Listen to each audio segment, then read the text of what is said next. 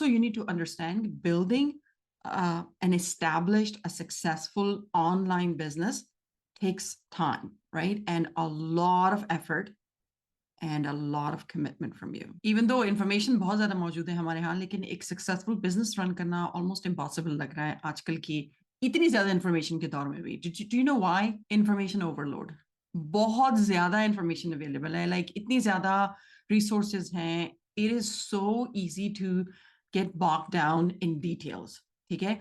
And totally lose sight of the bigger picture. वैसे भी possible नहीं है ना, आप सब कुछ सारी information जो है वो भी consume करो और still keep track of what's important.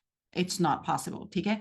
और उसके बाद जब उसको execution का time आता है, जब उसको implement करने का time आता है, तो वो एक अलग से challenge होता है. Especially जब आपके पास कोई guidance और support भी ना हो. इसके अलावा social media big distractions हैं जो हमारे day-to-day tasks हैं. These things can easily pull us away from achieving our goals and objectives. उसके बाद आ जाता है lack of focus.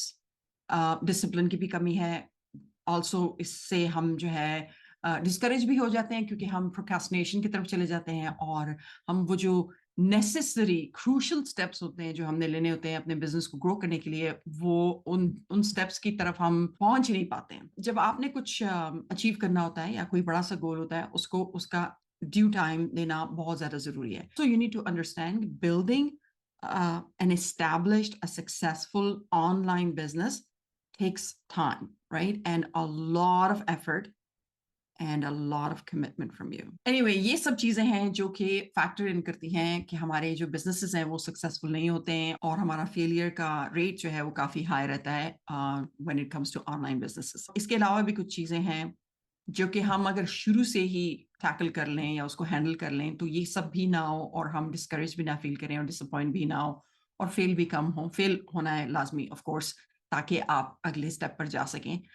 वो चीज़ें हैं माइंडसेट इश्यूज. ये जी हमारा माइंडसेट ही जो है अगर हमने पहले स्टेप से ही कह दिया कि भाई ये तो नहीं होगा हमसे तो ऑब्वियसली वो नहीं होगा. और दूसरा जो हमारा इशू है वो है स्किल सेट इशू.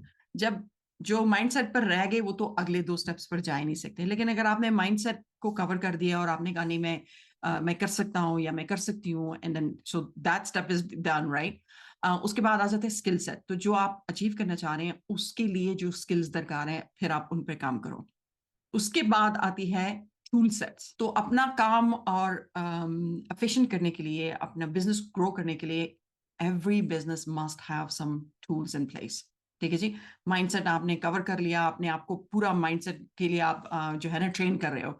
फिर स्किल सेट पे भी आप काम कर रहे हो क्योंकि जो चीज आपने अचीव करनी है उसके लिए जो स्किल्स चाहिए आप उन पे काम कर रहे हो.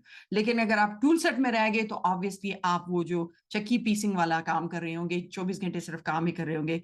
Instead get the tools that will make your business more efficient, that will create more time for you ताकि आप उन चीजों पे काम करें जिनमें आपकी जरूरत है. The rest you can leave for the tools that you're using. ये सब चीजें आपको एक जगह कब मिलती हैं? नहीं मिलती, right?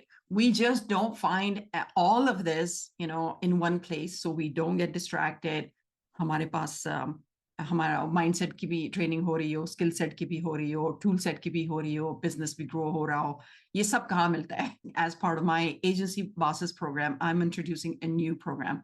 It's called the Launch Frenzy. And मैंने इसको explain किया है कि Launch Frenzy है क्या और whether it's a good fit for you or not, okay? In a separate video that I want you to go watch.